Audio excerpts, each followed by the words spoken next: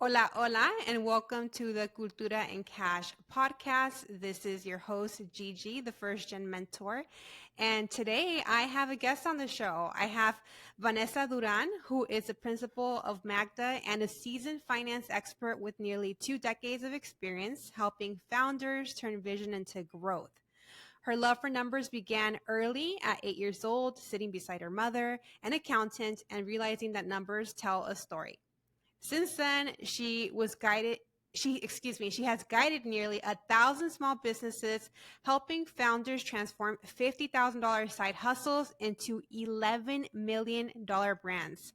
Some of the brands that she has worked with include Okoa Beauty, Hello Updo, Cadena Collective, which by the way, Ale is a good friend of mine. I've met her in person. Yes, she is my girl, and I love her, all things Cadena Collective, earrings, clothing, and Bonita Fierce Candles, who was a partner of mine when I did my PR box gift giving. So yeah, both good friends. Back to your bio. Through Magda, Vanessa is redefining what financial support looks like, strategic, approachable, and built to empower founders at every stage.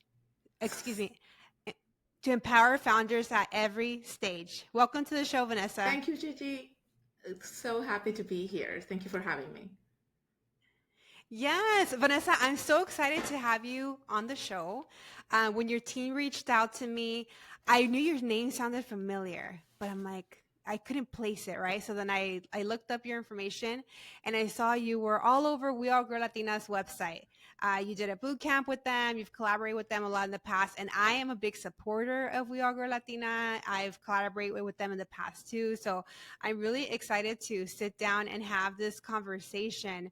I would love to jump into the story that you mentioned about uh, your mom being an accountant and how you discovered your love for numbers, but also you like feeling resistant towards being an accountant like your mom. Can you tell us a little bit about that? Yes.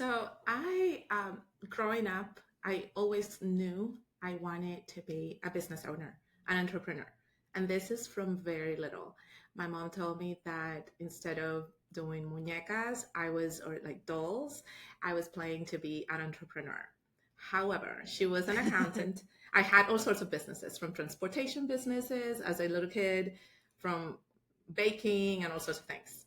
Those were my role play games. However, my mom was an accountant, and the resistance came mainly because of how much she had to work. She separated from my dad when I was very, very young, and I was raised between being with her at my grandmother's house while she had to work, when she had to work weekends.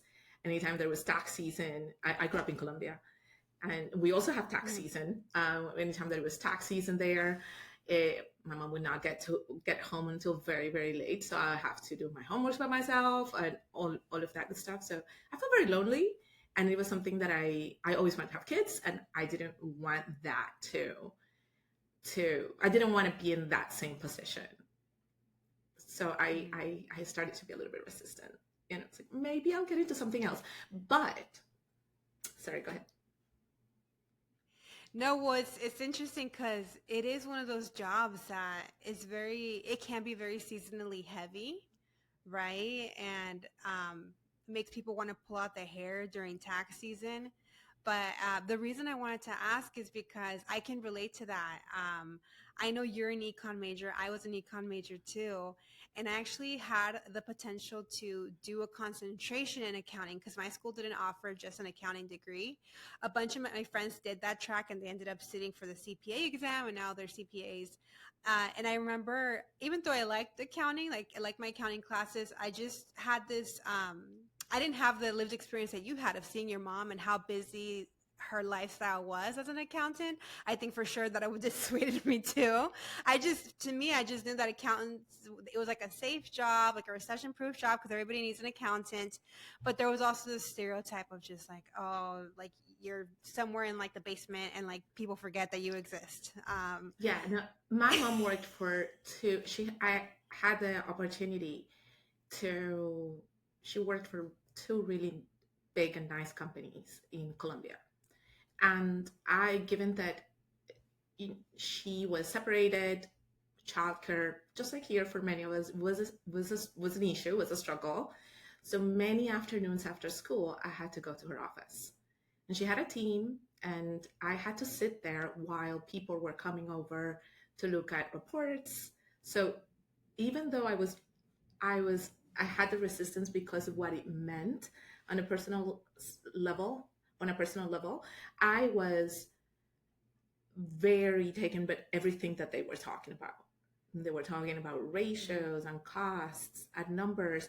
And I'm right there. I usually had a typewriter. Like I would steal her secretary's, like her secretary's typewriter. And I remember, I don't know if you've seen those typewriters that had like a little, like a mini screen, and you would see, I mean, okay, I'm aging No. myself.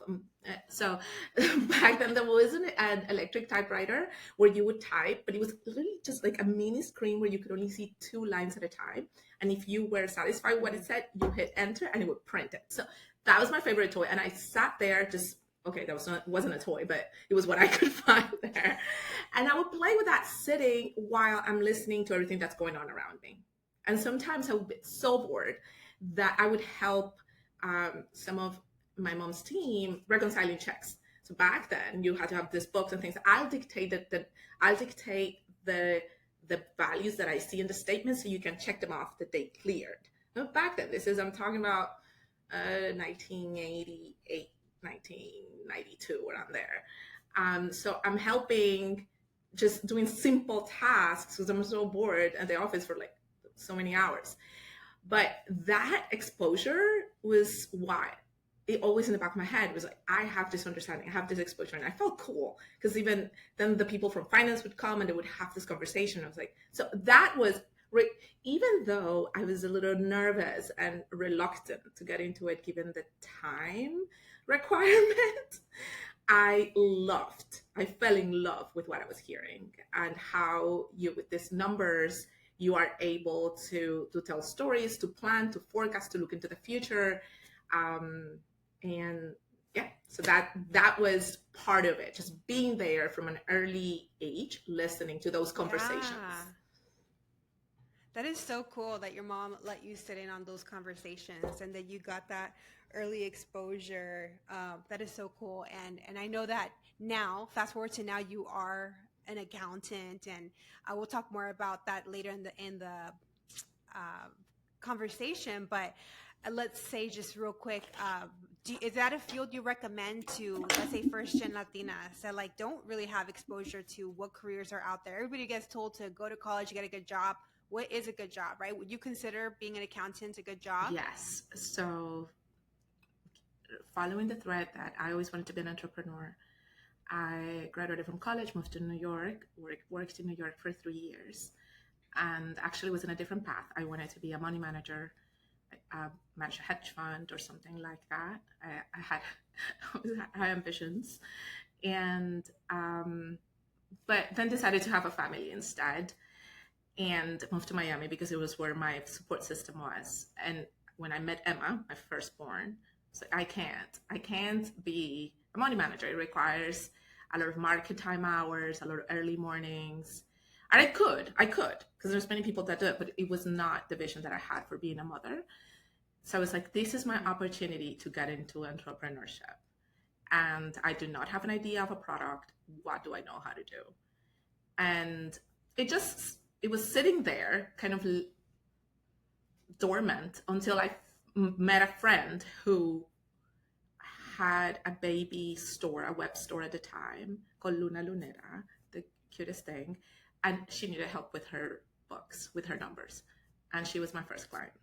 And then from there, I started to talk to my friends about it. And I got 5 clients. I joined my mother in her practice. And that's how it all started. But basically, it started from me wanting to have more flexibility and knowing that what I knew how to do and entrepreneurship. But in terms of it being a good career, I think it is. And it is, you can do with it so many things. You can work at companies. They're always going to need somebody to do numbers, even with all of this new era of AI.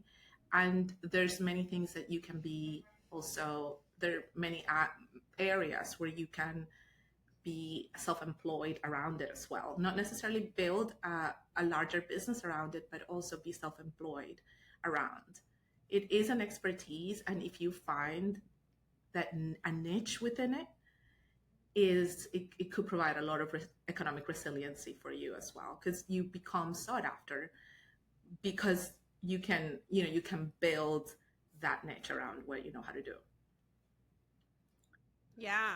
Yeah. Thank you for sharing that. I think that's important just to share that it's a good career and yeah, something you can eventually do on your own, like how you're doing now as a business owner. Or if you don't want to be an entrepreneur and you prefer to work for a company, like I said, companies are always looking for accountants. And even with AI, you still need people to check the numbers, right?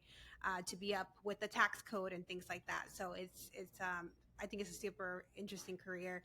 Sorry if you see me swatting. There's a little mosquito Perfectly flying around. fine. I tried killing it before the. Perfectly. I tried killing it before the interview, but I couldn't get to it. Okay, so to recap, you were on like the track to be a money manager with a hedge fund, but then being a mother kind of changed your priorities, right? And that's when you decided, okay, this track isn't for me, and instead I'm going to go back to Miami where my family and my support system is. And that's when you started taking on clients, right? So that's how you kind of pivoted into entrepreneurship. Let's take it back a little bit. So I'm so curious to hear about your New York City corporate baddie Oh, days, right? Because from what I listened to you in previous podcast interviews is that you worked in New York City. Did you work on Wall Street? I worked in Thomson Reuters, which was an off Wall Street Okay. firm. Basically, we supported Wall Street firms with just financial analysis knowledge. We all of our clients were publicly traded companies. We basically Yes. just told them who they had to meet in order to drive their stock value. That arm of Thomson Reuters was sold to NASDAQ, but it was a very exciting place to work. It was in 2006. I moved to New York for the first time. Okay. I had previously been to New York in 2001, and I said I want to live here after college. It was kind of like also something that I said, and it was dormant there until I graduated. I'm like, okay, this is it. I initially wanted to stay in Miami. I was interning at a real estate firm, and I wanted to stay, but I forgot that I had put that into the universe in 2001 that I wanted to that I wanted to move to New York. It happens that I thought I was going to get hired after finishing school. I went to Florida International University here in Miami, but they didn't. They didn't end up offering the job. They kind of, it didn't happen, and it was the best thing because I was a little heartbroken because I thought I was going to get that job after graduation, but then when I was heartbroken, I was like, this is it, Craigslist. And I started to look at Craigslist, which was the place at the time to find places in New York. And I started to see all of this, the loft apartments in Brooklyn. We ended up booking a few interviews. I recruited a friend to move with me, and that was it. I remember I did vision board. This is very funny, actually, and it's a true story. I did a vision board. I literally, in my job, I did a lot of marketing for this real estate firm. So we had an amazing color printer, and I'm like, buildings in New York, and Google Images, and I right click a few, printed them, created my vision board of buildings in New York, and I ended up working at one of them. Really? Yes. That's so Yes, I cool. wish I had pictures of my vision board. 195 Broadway, one of the most beautiful buildings in Lower Manhattan. But yes, so that happened. It was such a great experience. I almost didn't believe it. My roommates still make fun of me when anytime that we're chatting, their line is, "Can you believe we live in New York?" Because throughout the 3 years, I would say that randomly at least once a week when we were doing something together. I was like, "Can you guys believe we live in New York?" So that became the tagline of our friendship. But it was it was great. I worked at Thomson Reuters. I was a financial analyst. We had a full floor of other 20 somethings that were hired. So they were either first year, second year, or third year analysts on this floor, and we were about 500 So it was a lot of fun. Wow. It was a lot Yeah. of fun. And our clients were all publicly traded companies. So amazing experience to speak with the C-suite. And it was all the C-suite. My clients included Merck, Popeyes was a lot of fun when we had to go to Atlanta and meet with the Popeyes team, Smuckers, the Jams. And then we had other non-consumer but consumer brands. But it was great. It was a great experience. It solidified what I had begun to learn first back with my mom and her team, then at school and at Thompson. It was amazing. The amount, I also couldn't believe it. Was like, I'm 23 years old. How can they give me all of this? And I'm going to meet with the C-suite of Merck. This is crazy. I honestly felt a little bit over my head many times, but I went with it. It was imposter syndrome all the time, but it was like, okay, no, I mean, I'm here. Let's do this. Almost every morning. It was a lot of fun and a lot of a great experience. How did you navigate that? Because I can imagine being, a young Latina in New York City, one of your first career jobs, and meeting with all these C-suite people, which I'm assuming were mostly white men. I'm assuming most of your coworkers were too. Did you have any other Latina or women of color coworkers? Yeah, there were some color women of color. It was more school though. The related to most of my coworkers went to top 25 schools. So that was what was more of the differentiator. And people would like do this kind of health tilt whenever they were like, where did you go? And I was like, no, Florida International. They were like, where is that? I'm like, of course, Florida, in Miami. But I did get the why we don't get it, but I did have to kind of psych myself up a lot, at least on a weekly basis. I did use movies a lot. I didn't know. I mean, for my interviews, I had to go. I did an internship at Merrill Lynch here in Miami, and they gave me a few business magazines to read some articles, some of the mentors that I found there. So mentors were really important. First of all, because they taught me a few things about how to behave in the workplace in the U.S. That's amazing. Yeah. So you found mentors in the works. Yes, this is one of my internships I did before moving to New York. It was at Merrill Lynch branch here in Miami, one of Merrill Lynch branches. I'm telling you, the first time that I went there for an interview, I remember the lady that was interviewing me, and she looked like, how did she come through? Like, how did she came here without a jacket? She was mortified, and I could see it on her face. And I told my mom, how did you let me go to this interview with like a sleeveless shirt? I mean, it wasn't like I wasn't showing anything, but and no jacket. I went to Merrill Lynch, and I could see that, I guess, that she saw me, that she was mortified that I went without a jacket. So I passed the interview, thank goodness. I guess there were other things that overcompensated. Hopefully, I got the job, and then some of my boss took me under his wing, like, okay, look, read these articles. Like, he knew, and take these magazines. And in the magazines, I could start seeing women and how they were supposed to dress in this environment. And I was like, okay, that was helpful. When I was interviewing in New York, I was like, okay, pearl necklace, check. And I remember I had to go to Macy's. I'm like, jacket for sure. Like, my first trip to New York for interviews, I had to go to magazines to see, even though my mom held an executive job back in Colombia. It was a complete different ball game trying to make it in, go to New York. I'm assuming it wasn't as formal in Colombia. No, like it wasn't as stiff. It wasn't as stiff. And also when I was younger, she worked at a very, it wasn't so corporate. It was more, it was a corporate job, but it was at a place that produced feed for chickens that were to whatever, for big farms to produce chicken for processing.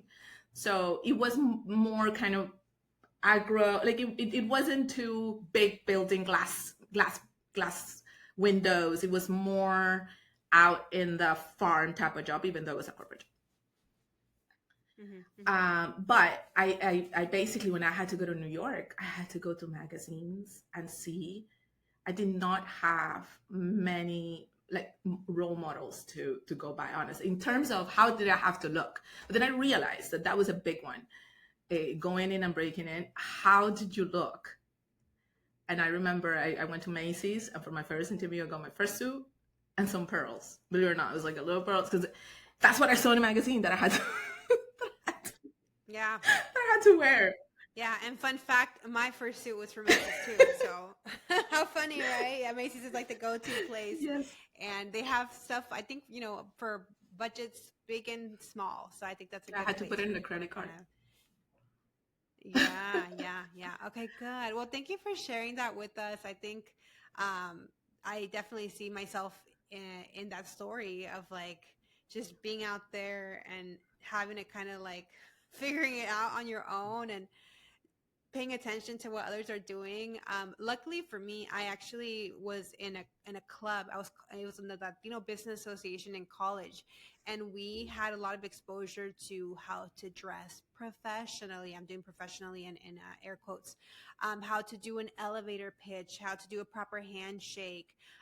So luckily, I got guidance there on like you're not going to show up in a bright pink suit to an interview at Merrill Lynch, right? So things like that. um but you still have so much to learn like once you're there, so that's why I'm glad that you were able to get mentors and look into magazines and kind of learn that way, and hopefully listeners here can kind of get some pointers from there too. Now I want to pivot a little bit into what you currently do, working for yourself at Magda. So I'm really excited to dive into this part of the podcast because you are an expert in all things the finances of business, right? I am an expert in personal finances. So I help people manage their money for their household budget, right? Their any personal debt they have, their personal investments for their retirement funds. But when it comes to business finances, I am very much in the dark. Really, and it's something I've never spoken about because I'm just so bogged down with work and having to be the product because I'm a service-based business owner that I'm like, oh, this is going to be super cool, right? Because I'm going to learn a lot from you just from talking to you in this conversation. I know my listeners are too. So, so that is my confession. That even though I am a money nerd, when it comes to my business finances, I'm not checking my profit and loss statement and what it means and doing projections. All I know is that I have to prioritize profit first. So I focus all my energy there. But after learning more about what you do, I'm like, ooh, I definitely need to get a better grasp of the numbers. Because like you said, the numbers tell a story and we'll dive into that. If you had to explain to a 5-year-old what you do for work now, how would you explain it in layman's terms? I We help our clients understand their numbers so they can make better decisions, and in the process Mm-hmm. make their business more resilient. So making sure that they can, I guess, have a business for longer and derive more wealth from Yes, it. a sustainable business. Yes. Are you surprised to hear that even though I'm a 3-time award-winning personal finance author, that I myself am not in the trenches in my business financials? I'm curious to hear. And you will not hurt my feelings, by the way. No, actually, it became one of our core, one of our messaging tenets of no jargon, no judgment, because Yeah. we find that a lot of the clients that we serve, that's one of the things that they say first. And they also report that that's the reason they didn't do it before, because they felt Yes. they had to have done it. And because they haven't done it, and they're like, it's going to be terrible. Let me just continue not doing it. So, so, I can relate to that. so it became one of our communications pillars in a way. because I had to constantly remind my clients that whatever brought you here will not take you there. And if you're here now, it's because Yep. you're going to go somewhere new, not where you have ever been. So let's celebrate that. Let's be ready for what's new. You're always transforming into somebody new. So when you start looking at your finances now, you're an entrepreneur that is on top of her numbers. Is an entrepreneur that knows her P&L, that knows, and all of a sudden that makes you a different person. But it's okay if you Yeah. weren't that person before. It's 100% because you were working and becoming a 3-time award-winning author, and Yeah. there's a lot of credit there. And now you can do something different if you want. If not, you can continue to do what you have been doing and grow in other areas. But what is real is that in order to project, you do need to look at your numbers. Exactly. No, and the reason I wanted to share this and call myself out is because I know that a lot of people, there's a lot that goes into entrepreneurship. I mean, we can do a whole, not even a podcast, like not even another episode, a whole series, right? Yes. There's so many entrepreneurship podcasts out there. And I talk about entrepreneurship here every now and then, mostly about the challenges that I'm facing as an entrepreneur, the challenges that I've overcome, and advice that I can give to others that are earlier in their stages. But what I think is interesting is, again, I am considered a money expert in personal finances, but I am clueless to net income. And I mean, obviously, I know that gross revenue isn't the same thing as like what you take home. I know some of those basics, but I have not been able to get in the weeds with my finances because, again, I've been building the plane while I'm flying it, right? So I know that that's the struggle for a lot of entrepreneurs, just trying to create the product, make sales, put it out there, right? That's what I've been doing, trying to stay booked and busy. And for context, for any new listeners, I've been working for myself for 4 years. So I'm up now my 5th year of entrepreneurship. And those first 2 years, like you can barely come up for air. It's tough as you're building something from nothing. So, but what I want to say when you're like, okay, you still made it work, right? I think it's important to share that because I think one of the barriers to entrepreneurship can be, no, you need to know what net income and profit and loss statement is before you even dip your toe into entrepreneurship. Or no, you need to have a business plan until before you quit your job to be an entrepreneur. Of course, I think like in a perfect world where everybody has the time for all those things would happen. I have also never had a business plan. I think people would be surprised to learn that, right? That I just the business plan is in my head. And that's why I'm like half crazy because there's so much information in my head.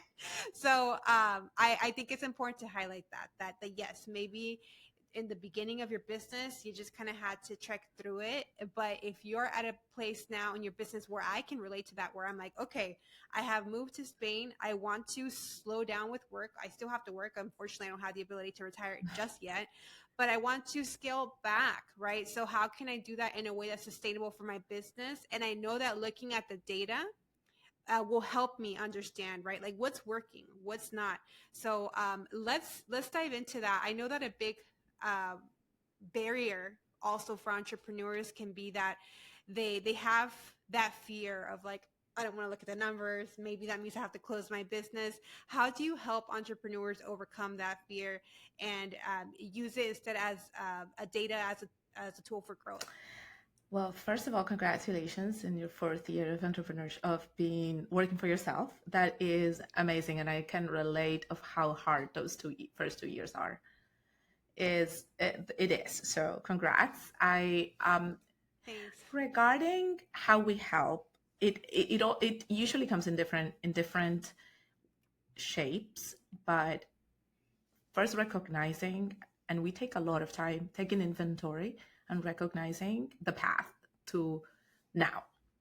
What have you been doing? All of the achievements, everything that you have done through now, and get rid of that shame Mm-hmm. of I don't even have the QuickBooks. I have clients that show up and like, I've been running this in spreadsheets and some even in notes.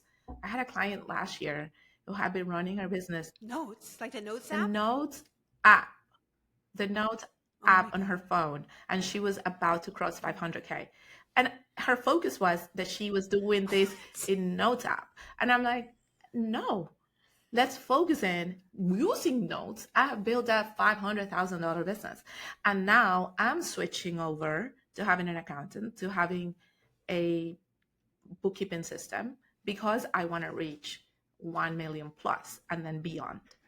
So I always try to help my clients take inventory of their path so far, not only to motivate them or anything like that. It is also business strategy. I want to know what you have, what are your assets, what is your know-how, how do you make a dollar, like what is your business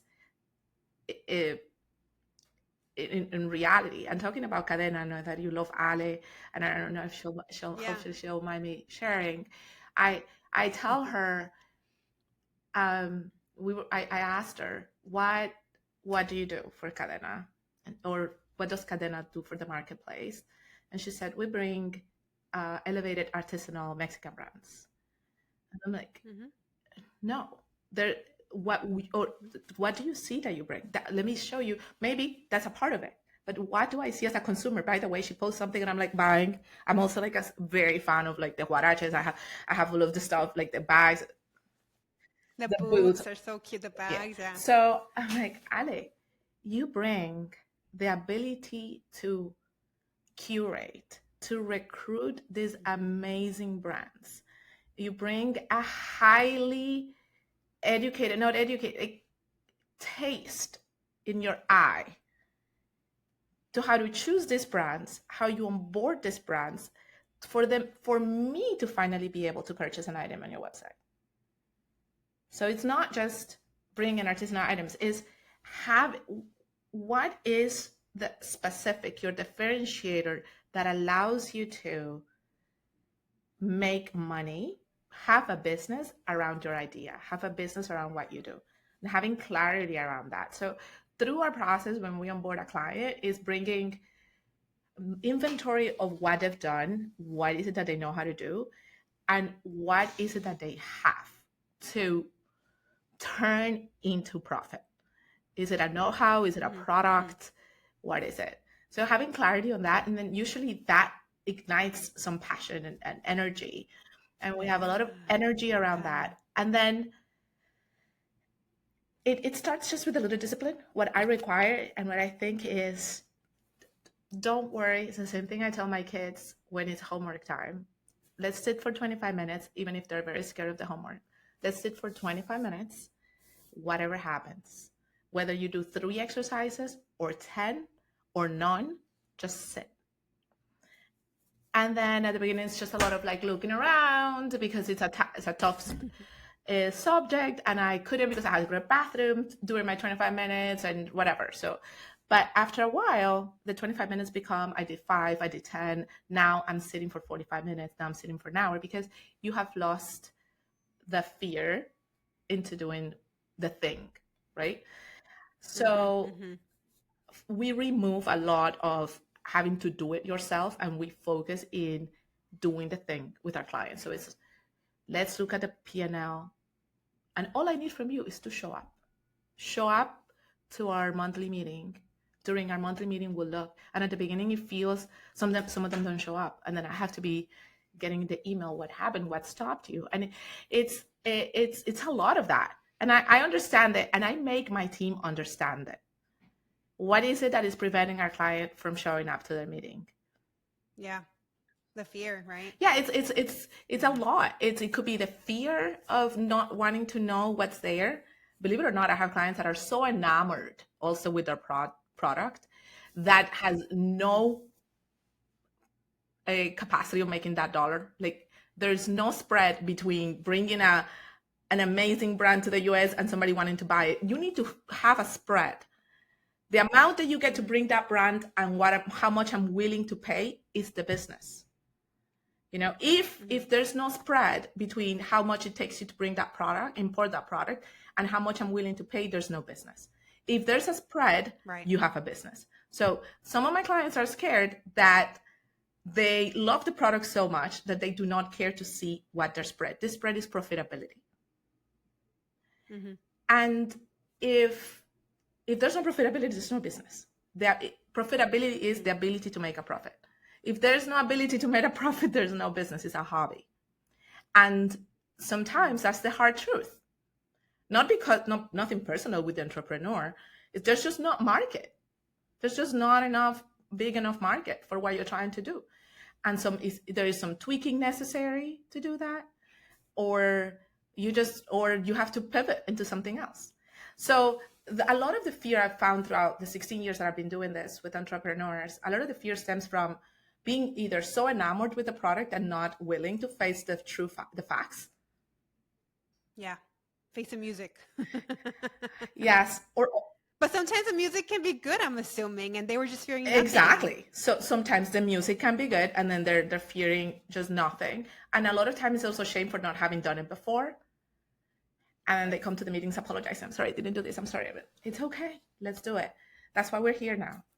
So we're normalizing a lot through our service that it's okay if you spend 3 years just doing your business finances in Excel. It's okay if you only did your books last year to do taxes. Let's see what your business goals are now. And if growth of some sort is required, meaning and by growth I mean more than 10% a year, then looking forward is necessary. And to look forward, you need to be able to create a yardstick, which is many people call them fancy names such as key performance indicators. But it's basically your baseline. Where did you start and where do you want to go? And how do you measure your progress or performance towards that goal? So just creating those frameworks to measure performance, to to find out what your baseline is and see where you want to go. So if you have a goal of, I want to achieve X, you need to be able to measure it. And to be able to measure it, you have to honestly sit down and see where you are now and what's required to do the quantum leap of where you want to go. And for that, you need numbers. You need the discipline to see it recurringly or periodically, and the discipline. It's a discipline. It's that sitting where I was telling about homework. Sometimes you are not going to understand anything. And I tell my clients, I got a new client in New York, love her business. And I told her, at the beginning, you're probably not going to understand anything. Or you're not only going to understand sales and confuse sales with profit or revenue with profit. It's okay. As we do it, as we review together, you'll learn more and feel more comfortable with the process. So that is so cool. I really like that approach, right? Of yeah, let's get rid of the shame, and we'll help you get rid of that shame by let's take inventory of what a badass you are and all things that you've already accomplished on your own without doing the bookkeeping the way that you're supposed to, do it by crossing your T's and dotting your I's, right? The other thing that I wanted to, because I'm curious and it's going to bug me if I don't ask you. So you mentioned, let's say if a client, like you said, has 500K in revenue, that's a lot of money, right? They're making a lot of money, but then their bookkeeping is done on their nose app. Does that mean that somebody with a business like that hasn't filed their taxes in a while? Because to me, I'm like, well, your books aren't clean, right? So how are you filing taxes? So what a client I can't reconcile the two. Yeah, what a client like that would normally do is what is called bookkeeping write-up. So they'll send their 12 months of statements in PDF to their CPI, and then they'll do what is called write-up, which is essentially adding all the deposits and expenses and creating a P&L just to file taxes. And there's so many people that do it just like that. Is that more expensive? Is that a common practice? It happens more than we're trying to recruit many of those people to be like, look, this is what you're missing. You're missing all of these insights, but data. Yes, but it happens a lot, and it happens. I also see where people have QuickBooks, they have it, but they don't do it for months until it's tax season. So it's kind of the same thing. I made that mistake my first year. Never again. Oh my God, that was a hell. I remember that. Yeah, it's kind of the same thing. But what we're trying to, at the end, I don't know. I don't know if I want to say teach, but kind of the goal of our service is that you go from just using your books as a descriptive, just to tell something that happened in the past, and use them as a lever for the future. Use it as a that baseline. Yeah. Use it as a motivator for where you are now and to where you want to go. Use it also for trends. How much did I do on this? Like how did that look at in the past, and how do I want it to look in the future? It's really hard to edit a blank page. So Yeah. it's much easier to say, okay, this is what I have, this is what I did. What do I want to go next? Instead of this is what I want to do, and not knowing historically what have you done. Right. So And does this advice apply to small businesses as well as multi-million-dollar brands? yes, so it applies for everyone. It looks different for everyone, for depending on the range. And that's why we have different plans at Magda. We have a launch plan, which is a little different than our growth plan and our scale plan, because that it depends on your level of revenue, and the needs kind of vary depending on where you are.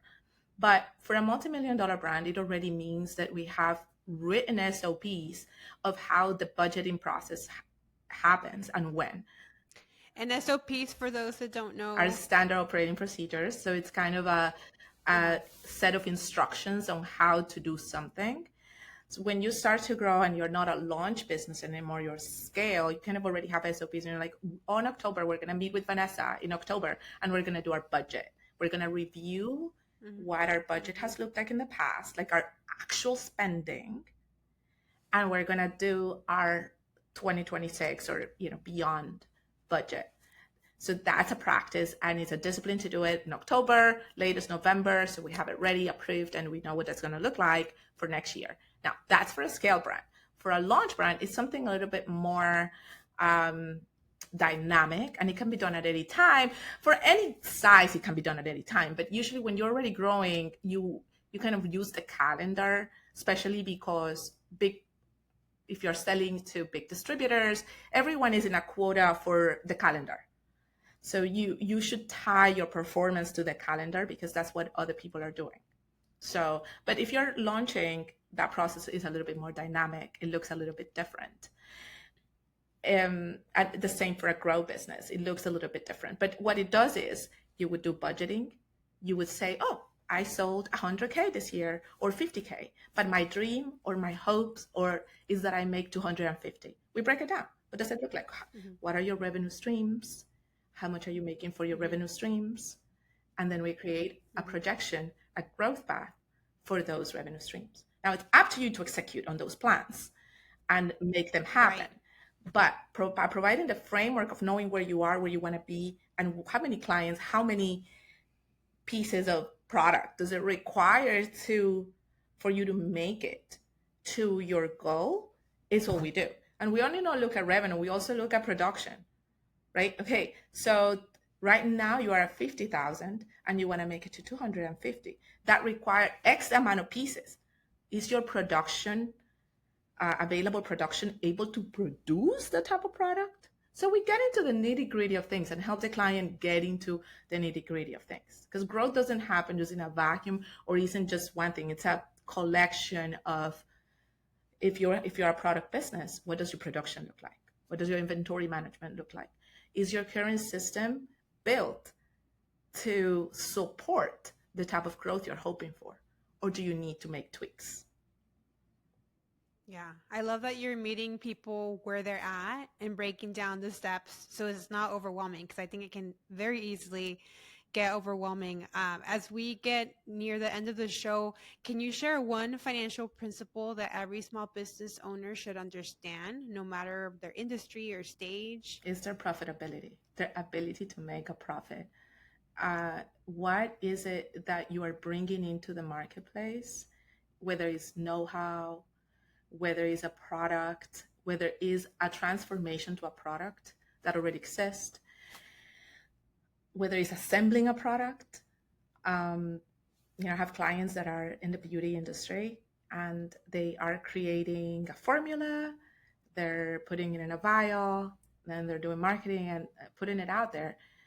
When you put all of those factors of production together, are you still able to make a profit? What is your secret? What is your secret sauce that allows you to make a profit instead of the next person doing it? So knowing that is what allows you to have a business. It allows you to grow in business. And believe it or not, many people do not know their secret sauce. What is their formula to turn $1 into profit? $1 of sales into profit. And for me, at any level, even for people doing in notes, actually, my client that was working in notes, she had it extremely clear. And that is why it worked. So regardless of the system, the clarity she had around how she made money, and she was running it in a very rudimentary way, but she had clarity onto what that number had to look like at every sale, and she didn't deviate from it, and that's why it worked. So profitability, guys. Very good. Yes, profit first. And I know it sounds like ultra capitalist, but otherwise it just, like you said, it's just a hobby. It's a nonprofit, and it's hard for it to be sustainable. So to circle back, now that we're at the end of the show, talking about how you got exposure to being an accountant through your mom and the kind of work that she did. How did supporting your mother with the tax ledgers and client management early on shape the way that you approach business growth today? My mother is very creative. Like, even though the funny part is that my mom wanted to be a designer. She wanted to be a clothes designer. So she's very creative, and she approaches everything that she does with a lot of personality and a lot of discipline as well. So it was just by working with her and learning about also what is our differentiator. She very early on, she told me that we don't do taxes. We help our clients be comfortable with their numbers, be comfortable with their taxes. Like, it's more about making the client understand and comfortable. She says, and she still works with us. She leads our tax team, and she says that half of it's more psychology than tax work, because you have to help the client understand what their situation is, how the numbers are derived, like your tax payment based on your income, get comfortable with that process. So from my relationship with my mom and her relationship with my clients, that's one of the biggest takeaways. That money is highly psychological. That's why it's highly energetic. And even though it's emotional, it's highly emotional. $100 that you have to earn in a lotto, it's perceived much different than $100 that you have to pay in taxes. So if you get $100 in a raffle somewhere, you kind of want to burn it. Like, I'll buy you a drink, or I'll do this because it's just $100 that I just won. But if you have to pay $100 more in your tax return, it's like $1,000. So it hits harder. It hits so much harder. So understanding that perception, depending on the context, has been a gift to me and my clients, to be honest. Very good. Awesome. Well, thank you so much, Vanessa, for coming on and being so generous with your time, your knowledge.